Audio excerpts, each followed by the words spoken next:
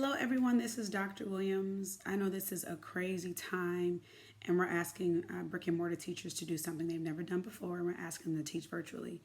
As a virtual ed instructor for about 8 years, I don't consider myself an expert, but I am a vet, and so I want to be able to share some of my experiences and some of my things that I've learned to help these teachers who are going virtually for the very first time.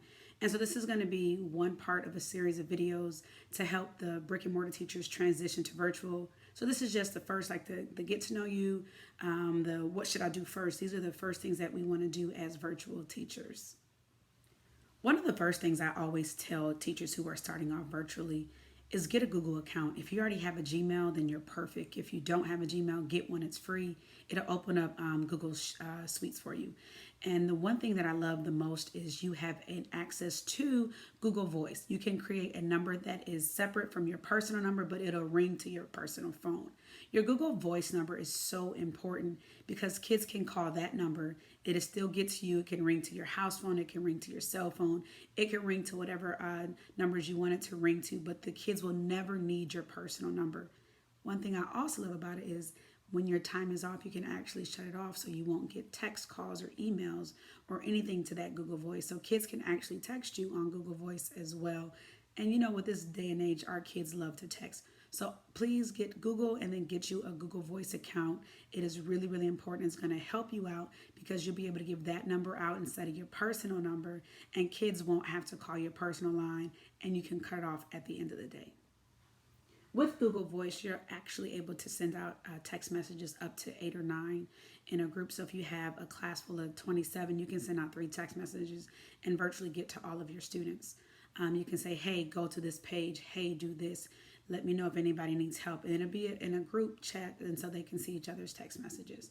You can also check out and reach out. This is if you don't have anything else that your county uses, but this is a way to get your students and for them to be able to text back and, check on each other as well. That's another reason why I love Google Voice. You can reach out to students, you can call or text, and we know our kids love to text, and so that way you're able to text them.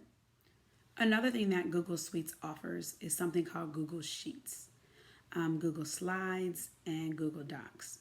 One of the things I use for my landing page, my home page, or my base page is a Google slide. You can create a Google slide. I'll show you what mine looks like, and you can send all of your kids there. On your Google slide, you can have your office hours. What hours will you be working during this time? What number should your kids reach you at? What email should your kids reach you at? And so it's important so kids can go to one place and know how to contact their teacher. When can I contact my teacher?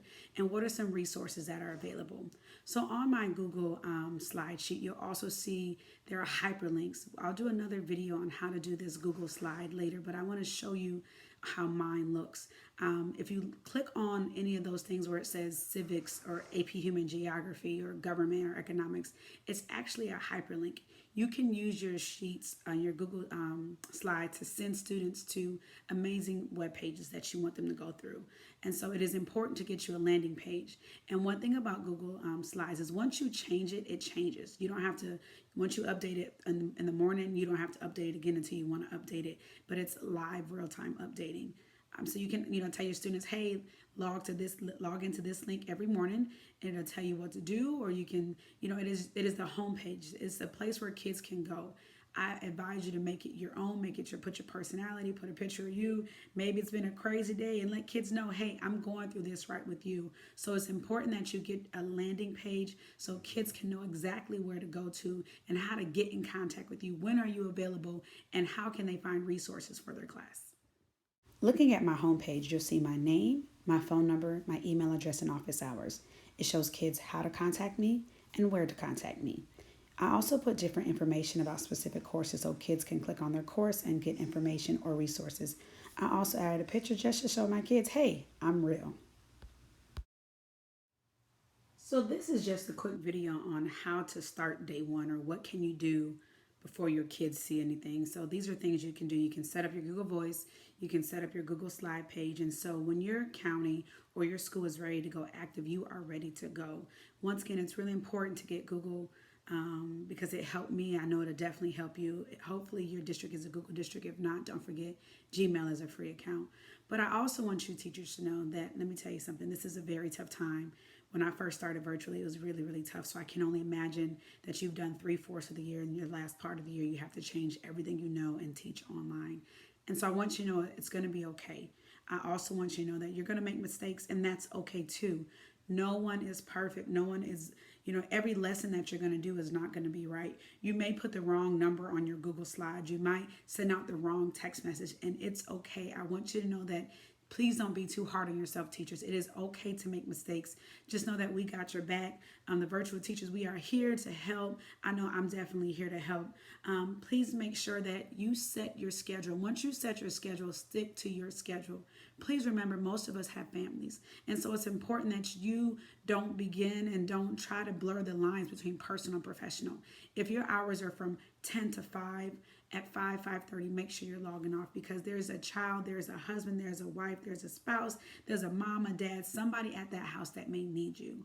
And so please know, and don't be too hard on yourself, and don't feel bad when you literally have to cut your Google Voice off. Also, please remember, take time for yourself.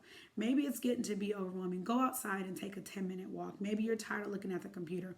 Walk around for a second. It is okay to take your eyes off the computer. I promise you everything will be okay.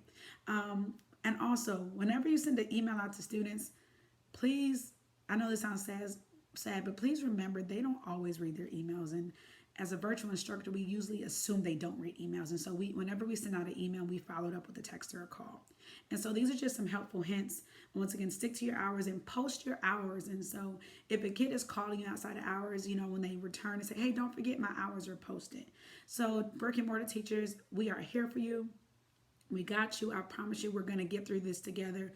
One thing I love about educators is that we are in it for the outcome and not necessarily for the income. We are going to finish this last quarter off well. Our kids are going to get some amazing education, and virtual teachers, you're going to do a good job, because that's what you are now. Welcome to the virtual world.